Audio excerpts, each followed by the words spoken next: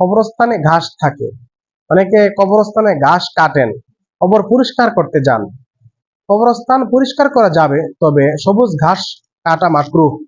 কারণ হাদিসে এসেছে রাসূল সাল্লাল্লাহু আলাইহি ওয়াসাল্লাম দুই ব্যক্তির কবরের পাশ দিয়ে যাচ্ছিলেন এবং তখন তাদের কবরের উপর কাঁচা ডাল গেড়ে দিয়েছিলেন। তো এর কারণ বলতে গিয়ে অনেক মুহাদ্দিসিনে কেরাম বলেছেন যে হয়তোবা ওই কাঁচা ডাল আল্লাহর জিকির করবে, ওই জিকিরের ফলে তাদের কবরের আযাব কিছু লাঘব হবে, তাই রাসূল সাল্লাল্লাহু আলাইহি ওয়াসাল্লাম দুটি কাঁচা ডাল ওই জায়গায় গেড়ে দিয়েছিলেন।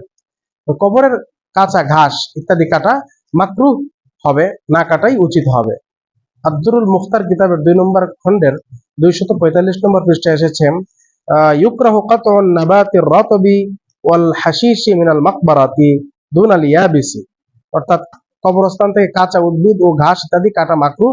শুকনা ঘাস বা উদ্ভিদ যদি থাকে বা অন্য কোনো ময়লা থাকে, এগুলো পরিষ্কার করাটা মাকরুহ হবে না, এগুলো পরিষ্কার করা যেতে পারে।